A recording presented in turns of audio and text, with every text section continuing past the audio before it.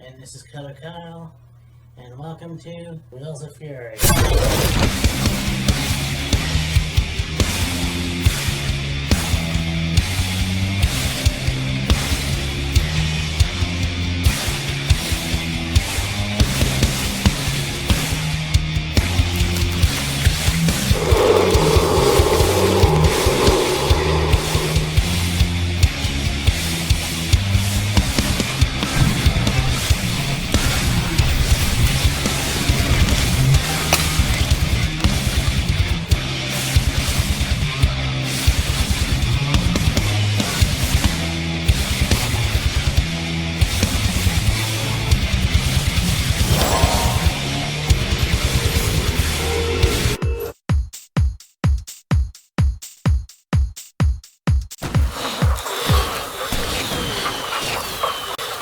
So I went through all of the best of SummerSlams. Now we're gonna get to the worst, or the worst in our opinions. Now this is just opinion based, and this is kind of how we see these matches, and so yeah, this will be interesting.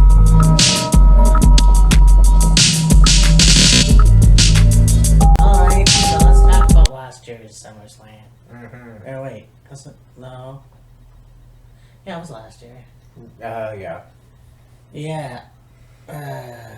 Samoa Joe versus Roman Reigns versus Braun Strowman versus Bobby Lashley. Brock Lesnar. Brock Lesnar. You know, and you can go back and watch our review, a prediction show for it. It was the same as it was last year. I don't understand why the fuck Brock Lesnar had to win this match, even though he got beaten up fucking bad. He got a chair thrown at him. You know, just demolished and sent in the back, no less. But nope, he has to come back. He has to come back and win the match and retain the Universal Championship. Even though you had Roman Reigns, you had Braun Strowman.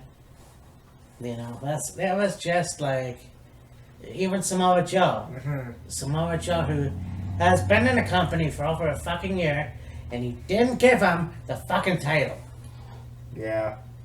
But if you want to see more of my rant, just go watch the fucking... Yeah, go watch SummerSlam last year predictions. I agree with you. I mean, they didn't need to keep the title on Brock.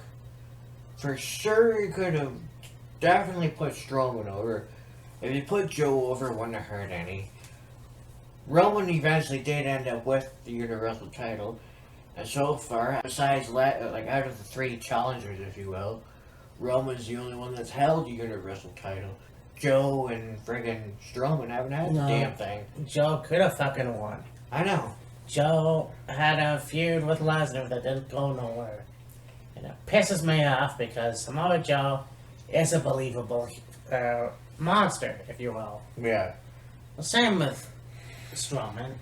You know, you look at Samoa Joe, he, you know, Ring of Honor champion, you know, Impact champion, King of the Mountain champion, I'm assuming, X Division champion. You know, that was it. That was just that guy. Television champion, probably, and wherever else he's wrestled. The guy was fucking ready, and you didn't give him the chance. Yeah. So, I don't know what's up McMahon's ass, but this match was actually pretty decent.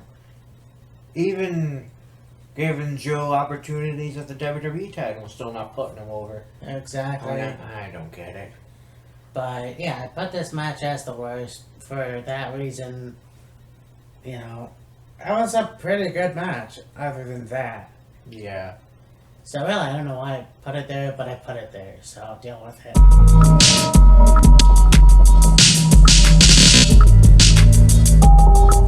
So, now we're gonna go to a match. We have Big Van Vader against Shawn Michaels. And we know Jim Cornette's feelings about it, and my feelings also. I mean, here's the thing. You bring a guy from WCW, and basically 96 was, you know, you brought Mark Miro in, you bring Big Van Vader in, and it's like, you know, Shawn Michaels had his head up his ass for a long time, and mainly why I hated his fucking guts. So, this match was like pure fucking Shawn Michaels barking orders at Vader, and, you know, they couldn't give the match to Vader, they had to fucking give it to Shawn. Big Van Vader could have easily been a WWF champion. Oh, absolutely. You could have had many matches. Hell, you had a match that year with Yokozuna where he basically, I don't know if it was kayfabe or not, but broke his leg. You know, you could have had a feud going with Vader and Yokozuna for the WWF title. But that didn't fucking happen. Fuck you, Shawn, for that. I don't care where you are in your life right now. You gotta fucking understand that could have fucking happened. Now, as for Vader, I mean, I gotta hand it to him. He was in the company for a long time, unless he went out. Well, he went to Japan for a while, but, you know, coming back in '98, even then, he couldn't get a decent run. Yeah, I know. I mean, the match had all the potential in the world to be great, and I mean, it was okay, but Shawn got his ego involved and didn't want to put the big guy over for some reason, and yeah. Yep, for sure. Just, yeah. Unfortunate circumstances for Vader. Yeah, I mean, the guy was WCW heavyweight champion and whatever. So, I mean, and I think he might have been even IWGP champion. I believe so, yeah. So, I mean, you couldn't have at least given him a WWF title run. I mean, get your head out of your ass. I mean, and it's just as much Vince's fault as it is Shawn Michaels. Yeah. So, I mean, yeah, that is unfortunate. I mean, hell, if it was me, I probably would have put Vader over just to shut Michaels up. Pretty much, yeah. Again, look how many feuds you could have had. Oh, yeah. You know, Yokozuna, Undertaker, Mabel. You know, King Mabel, the guy, you know, you could have used that advantage. But whatever. Yeah. And I mean, for Vader to be with the WWE as long as he was, and to put up with the amount of bullshit he put up with. Oh, yeah. Because you gotta give credit to the guy, honestly. Like, fuck. Well, Leon White was always a big guy. Oh, yeah, absolutely. And unfortunately, they caught up with him near the end. Nah. And they even predicted that he wasn't going to live very long. Nah. It was just a sad time. And, you know, to know that this guy never reached that brass ring, so to speak. Yeah, couldn't reach the pinnacle. Yeah. But let's just hope when he did pass, he left this world with no regrets. Yeah. I don't know. Anyway. Yeah.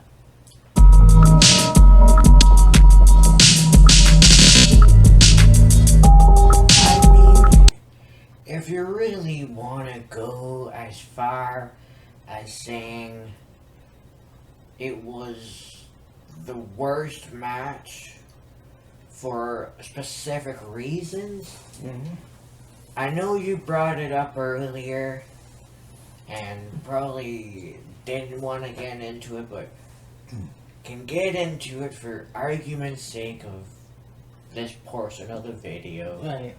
Friggin' SummerSlam 92 main event, friggin' Savage and Warrior. Now, I mean, The match itself was not bad, but I mean, it wasn't bad, but it had a lot of potential to be so much better. Yeah, no, it did. I mean, these two guys, you know, when you look at their match on WrestleMania 7, it was, yeah, WrestleMania 7 was obviously the better match. Right. The fact of the matter is, Savage had an injury, and you didn't know how the match was going to go. Right. You know, do you think maybe Warrior could have at least had a second WWE title reign? I don't know. Yeah. I mean, the fact is, these two guys, very charismatic, Mm-hmm. you know, very cartoonish-like, if you will. You have these two guys in the ring again.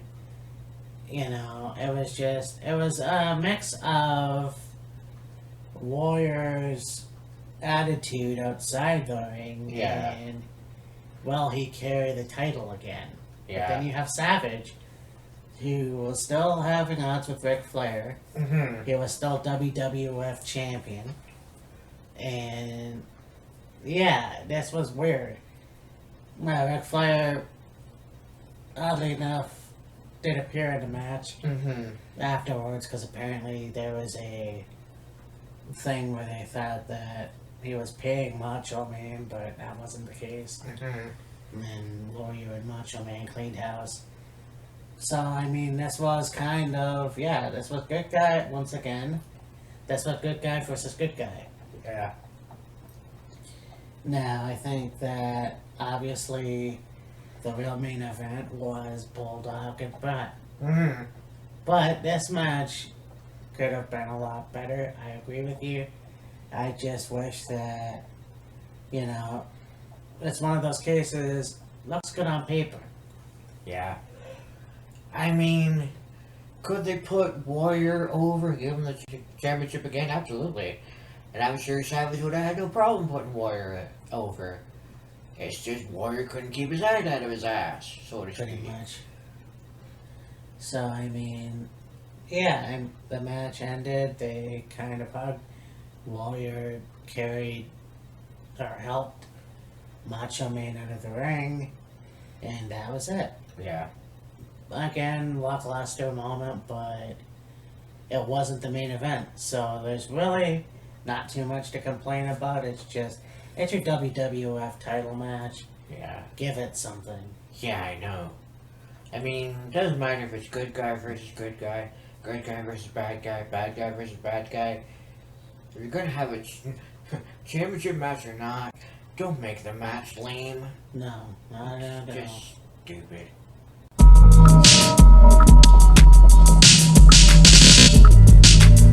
Now we're going to SummerSlam 2005. We've got Hulk Hogan versus Shawn Michaels, two of my least favorite wrestlers for very different reasons, or maybe not, who knows. Yeah, Hulk Hogan coming back in 2003, and you know, for some dumb fuck reason, they put the title on him after Triple H won it at WrestleMania, you fucking pricks. Then we have a feud with The Undertaker. Then, you know, we go on to this match where you have Shawn Michaels and Hulk Hogan teaming up.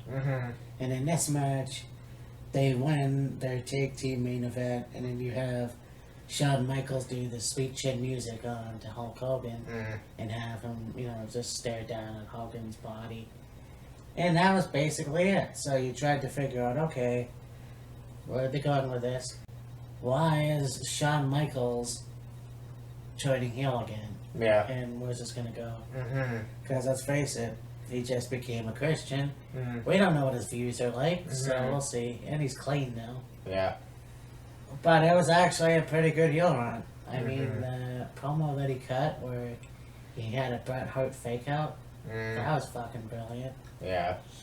But you have this guy also do a Larry King thing, vignette, which was pretty funny. Yeah. brother. Yeah.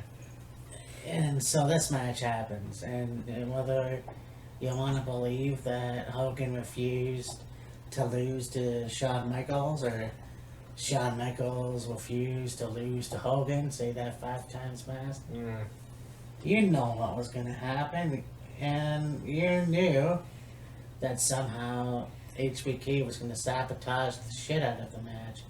But he did. He sold it like fucking dramatically. Even the big boot. Fucking Shawn Michaels did a sweet chin music as well. But automatically the match went to Hogan. Which I thought was bullshit, but that's the way it, was back then, unfortunately. People say the legends don't put the new guys over. Yeah, bullshit. Bullshit, yeah. Hulk Hogan was the older guy in the golden age, whereas Shawn Michaels was the new generation. You think maybe Shawn Michaels could have won this match, but nope, we couldn't have that. No, we have to have the Hulkster win. Fuck you guys. Shawn Michaels should have won. But nevertheless, it is what it is. Yeah. I mean, the match was pretty good, but yeah, Shawn sold way too much. I think too much ego was involved. Oh yeah. And then for Hogan to go over, it's just like, alright, have Hogan go over, we'll get this match over with, and pray to God it never comes up again. Fuck yeah. I mean, okay, you look at the super kick after the tag match, the Larry King thing was funny, and the other thing was pretty good, but, other than that, for a lead up to a match, nah. Kinda left you wanting more. Yeah, and they could have did more, but unfortunately, whoever you want to believe, and I do believe that they both have their head up their ass. Yeah. They didn't want to lose to each other. They didn't want to put each other over. Yeah. And that's bullshit. I'm sorry. Yeah. For those of you new guys that are just getting into the business or wanting to get into the business, keep this in mind. Leave your ego at home. Yes. It'll benefit you in the long run. Yeah. You know what? If you're told to do the job, you do the fucking job! Anyways. Yeah.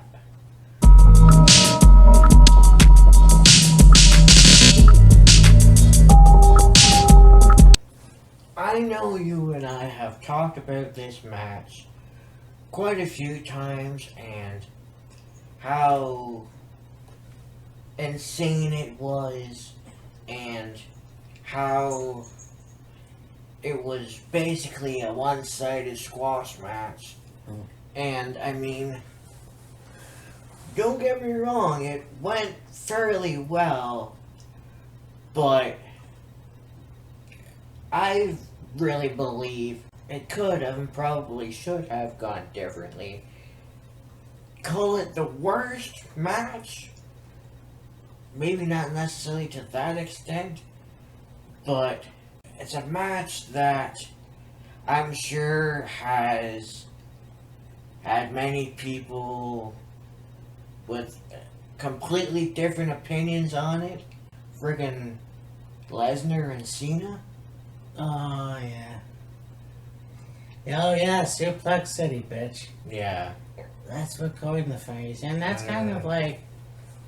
So, I mean, you have these guys, and it was, the 2 titles. You got the world title, and you got the WWE title.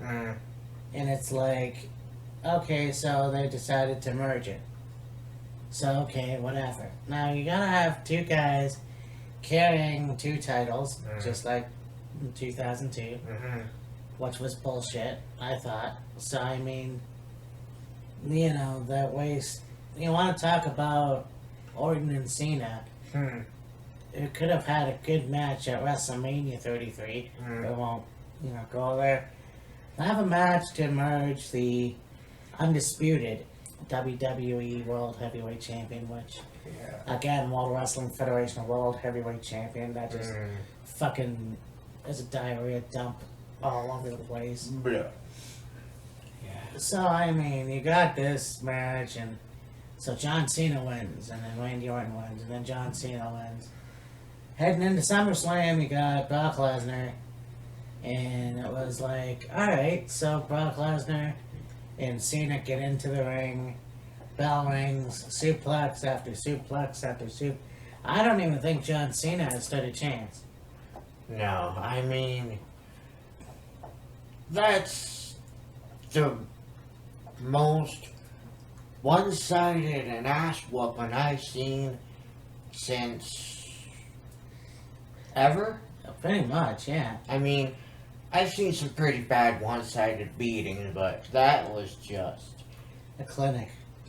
yeah. And I mean, okay, you want to make Brock look dominant, and just how much of a force to be reckoned with he is. That's fine, but okay, he's got the suplexes, he's got the F5, he mostly beats you up for majority of the match. Could you not have at least have Cena put up some sort of offense? Yeah. I mean, you look at the prototype, and he's not even fighting back against Lesnar. Which I thought was a shame. Yeah. Now, I mean, you get suplexed on your ass 16 goddamn times. You're probably not going to know which way's up and which way's down 6 ways from Sunday. But it's like, basically, they had it where it made it seem like Cena was a chump compared to Lesnar, which is the furthest thing from the truth. Cena is a solid performer. Yes, he's got the same moveset he's pretty much had since 2002, 2003. Pretty much. But he is a fairly talented wrestler, and just to have him take that much of a beating from Lesnar is like, okay, if you're going to put Lesnar over, fine, whatever. And do it against a guy like Cena, yeah, okay. But that was a rough night at the office for Cena. I'll give you that. I'll tell you that much. At least they had a new legit title. True. But in any case, I think that, besides the following year having, Brock bust open Orton like a stuffed pig. Oh, yeah. But, that goes to show you that even though I could hate Brock Lesnar all I want, it goes to show you what a badass motherfucker he is. Oh, absolutely. And I mean, really think about it. I'm sure Cena had no problem putting Lesnar over, but by the time the match was over, Cena was probably like, I'm never doing that again. No. Even their match in 2003 was better. Yeah. I mean, it wasn't a one-sided ass kicking. Exactly. So, anyhow. And like I said, I'm sure there's been people over the last couple of years, or even for like a little while after that match happened, we're like, holy fuck, did you see what Lesnar did to Cena? And, oh, yeah. Either really happy that it happened, or, questioning why it happened, or somewhere in the middle. So, I mean, it's been here and there for quite some time. To call it the worst match of SummerSlam, you can go either way with that, but I mean, it's just, yeah. Yeah. Cena took a beating, and Lesnar had no problem delivering it. Right.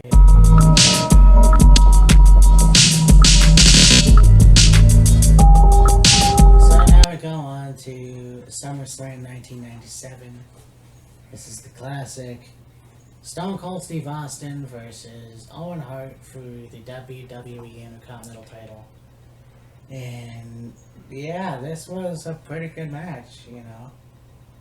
This was kind of like karma in a way. Yeah. Because, yeah, you have Owen Hart botch a pile driver, and it's a wonder why they still allow pile drivers in the wrestling business, not just WWE. Yeah. But it's karma because in 1992 you have Austin do the same thing. Yeah. And, you know, it was an accident. Mm-hmm. You know, I mean, Brett was surprised that Owen didn't really reach out to Austin, but Steve definitely was forgiving in a way. But they were still friends. I mean, I don't think they were best friends. But, you know, they were still whatever. But I think that this really gave Steve Austin a different approach to his technique. Yeah. He wasn't exactly a high flyer, but No. he had a different wrestling style. So I don't even know what he was, a shoot wrestler? I can't remember. Yeah. And then he turned that into being a brawler, I guess. Yeah. More or less. But you look at what happened afterwards. You have Owen be the heel, you know, have a shirt. Owen 316, I just broke your neck. You know, and the thing is too, is Austin was already tag team champions with Dude Love. Yep. So, I mean, that's just, why would you have him have two titles? I don't get it. Yeah. But in any case, he did win the Intercontinental title. He had to forfeit it to The Rock. And it is what it is. And I think that, I mean, he got it back eventually. It's just, you know, there was another unfortunate incident that happened, and it's too bad. So you're more or less saying this is the worst match because of the botched pile driver? Yeah, I know. Now that you say that, I kind of wonder myself. I mean, look, it's a bad accident. Oh, I agree. It wasn't a terrible match. I understand that. Yeah. But you know, I don't think any of the matches you pick are the worst matches either. So. Well, it's like I said, you know, calling them the worst is. Yeah, I know. I don't know. Maybe a bit of a stretch, but there's definitely. Oh, it's definitely a stretch. I don't even know why I made this statement, but for some reason I did. Yeah. But in any case, this wasn't a bad match. It's just the ending was botched. Yeah. And it could have ended terribly. You could have had Steve Austin in a wheelchair for the rest of his life. Austin could have easily been fucking paralyzed. So in that case, you know, it wasn't that way, but it could have been. So that was the worst part. Yeah. You know, I'm not going to say anything about 2 years later because that's not right at all. True. But that's just kind of the way things turned out. Yeah. But you had mentioned about the use of pile drivers still being used in the wrestling business. I do see that. Yeah. They still use pile drivers today. Yeah. They're not as utilized nowadays as much as they used to be. Right. But I believe they still allow pile drivers. Well, when I said the wrestling business, I honestly meant WWE. They don't use pile drivers as much as they used to. Well, no. They use them a lot less than, let's say, Ring of Honor. True. Like, okay, yes.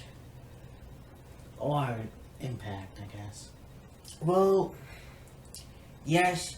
I mean, really, the only person that still really uses the pile driver in WWE is The Undertaker. Yeah. But I mean, he's been doing that move for fucking almost 30 years, and I don't think he's ever injured a person. So I don't think so. there's Not that. that I know of. And I mean, you got Sammy Callahan that uses the pile driver in Impact.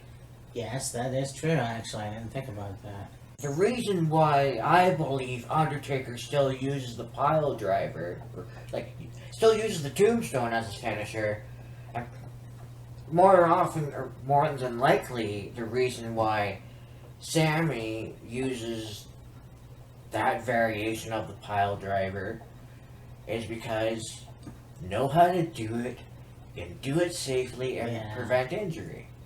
Yeah, that is true. I mean, with the tombstone, all you gotta do is make sure your head's tucked properly and you're fine. Exactly. With the Cactus Special, if you will, the pile driver that Sammy uses is the move that is a pile driver that Cactus Jack used to use. Yeah, that's right. Hence the term Cactus Special. But the reason why he uses it is, I believe that, like, you pick the person up, you don't pick them up very vertical, you get them as vertical as possible.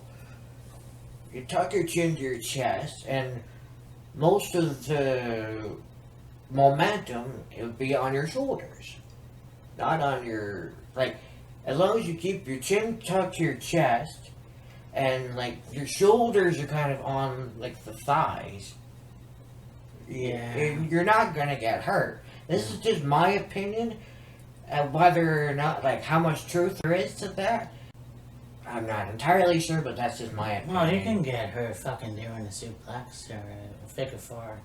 Oh, I agree with you. It just seems that, okay, yes, the pile driver isn't utilized as much as it used to be, but it's still for sure utilized by The Undertaker, and it's been utilized by Sammy Callahan, because those, well, definitely the tombstone is probably the safest variation of the pile driver there is. And as far as the stuffed pile driver, whatever you want to call it, it's fairly safe. Yeah. As long as you know how to apply it properly and you know how to utilize the move properly. Exactly. So, and I mean, like, you watch that match back. Okay, Owen had Austin in, like, the tombstone position, you know, upside down, his head was down, and feet were in the air, and all this other stuff. But instead of dropping to his knees, he decided to sit down with it. Right. And I'm not sure whether Austin was prepared for it or not, but he basically got his 250-pound mass and Owen's 230-pound mass compressing his fucking neck and his spine. Yeah. So, I mean, Jesus, yeah. Yeah. That's why pile drivers are pretty unsafe if you don't know how to do it properly. Yeah.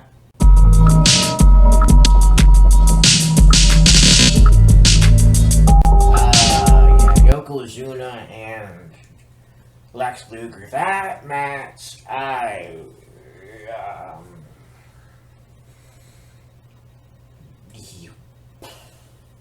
brutal. Pretty much. I mean, when you look at somebody that should have been WWF champion, it's Lex Luger. Oh, yeah, absolutely. He was the total package. He was the American man. Yeah. American made. A carbon copy of Hulk Hogan, basically. Mm-hmm. Sort of. And then he had the steel plate, apparently, in his forearm. Mm-hmm. But fucking Yokozuna gets hit, he goes out of the ring. Mm-hmm. And nobody can lift him in. So it's like, he gets counted out. Yeah. And that was bullshit because the match had been Luger's. So you go to fucking WrestleMania and again, Mr. Perfect was the referee and unfortunately, well, this dates back to WrestleMania 9 when they faced each other. So, yeah, that was fucking weird. Bottom line, Luger should have had the belt.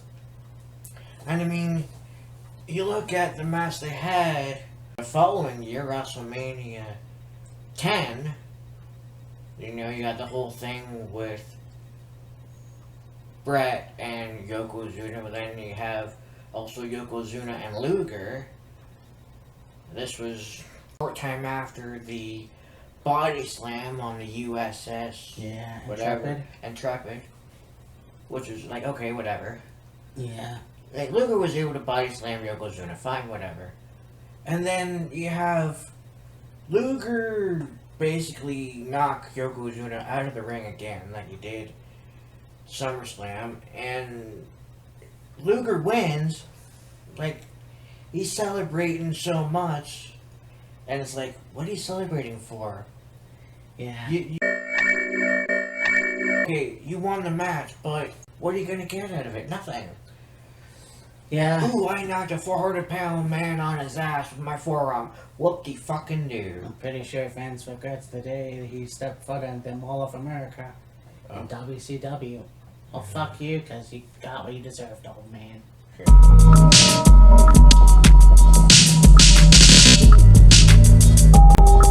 Last for me, there's this match. 2003 was a pretty bad year for me in general. There was a lot of shit going down, and yeah, it was the Bischoff era. And it sucked ass. But this match definitely was the shits. I mean, you thought Vince was a sloppy wrestler. You got Bischoff, who's a black belt, and whatever. So he comes out, he's got his gi on, and he's waiting for Shane McMahon. And yeah, this was kind of a shitty match. And Shane definitely tried to beat the shit out of Eric. It did work eventually. And outside the ring, Shane gets hit in the back with a chair. And it's fucking Coach. Well, that came out of fucking nowhere. Yeah. The guy, you know, he goes and he commentates and he's interviewing and he's got shit doing with The Rock and all that, and nobody knew what was going on. So Jonathan Coachman is now Bischoff's henchman. So yeah, basically he helps Eric beat Shane up. You actually have Eric Bischoff go introduce that piece of shit to those stairs. So yeah, they beat him up for a while. And then you hear the glass break. Out comes Stone Cold Steve Austin. You got Jonathan Coachman in full heel mode. You can't touch me. And somehow Bischoff gets thrown into... Oh, Shane McMahon must push Coach into Austin. Austin stuns Coach. The match eventually goes to Shane McMahon. But again, why would you have Jonathan Coachman turn heel? He's not a wrestler. But they made him a fucking wrestler. Yeah. The worst fucking year ever. And that's exaggerating as well, but this match was the shits. If my description of the match wasn't evidence enough of how shitty it was, go check it out for yourself. Although you probably won't wanna. No, I mean, this was the shits. Bischoff definitely had his henchmen with him and Coachman and Peterborough's own Sean Morley and then Johnny Nitro and all that shit. I mean, this was the time when you had Bischoff and Austin as co-general managers. Yeah. Stupid. Yeah. But anyways, yeah, this match, no, I thought it was bad. Yeah. You know, yeah, and I know that Shane McMahon is better than that. I mean, we've all seen over the years, even this year and the last few years, how good of a performer Shane is. So I'm sure he had a bitch of a time, at least trying to help Bischoff get over. Yeah, for sure. But I mean, like this match was pretty shitty, and at least when Bischoff wrestled Flair in WCW, at least there was some semblance of like, okay, you do that, I'll do this, you do that. We'll carry on for a little while and then eventually have a winner. Now, of course, Flair did go over, and Bischoff was pretty much grateful to Flair for, you know, protecting them and, you know, going easy on them and, you know, being careful and whatever. But then you go to this match and it's like, they're worlds apart. Pretty much, yeah. But it's bullshit. And that's the way I described 2003. I mean, the whole thing when Bischoff was in power, I'm afraid to know what's going to happen in the near future because Bischoff is taking over.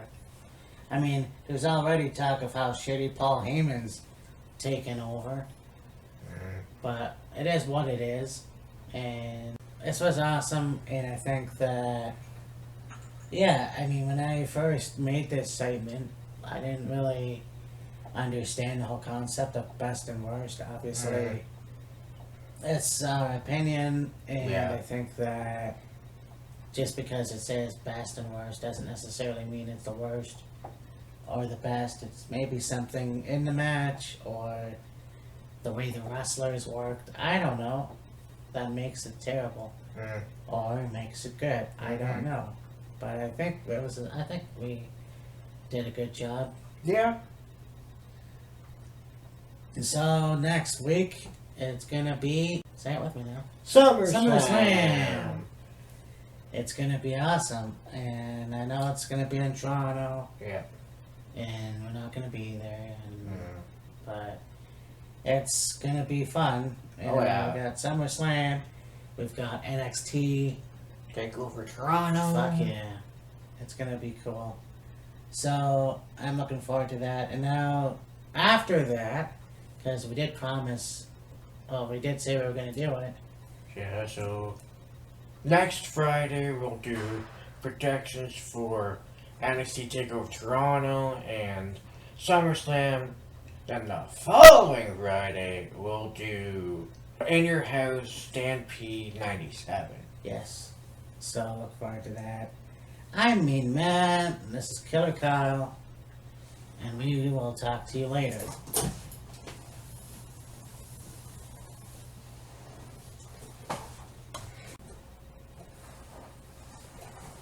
Bye.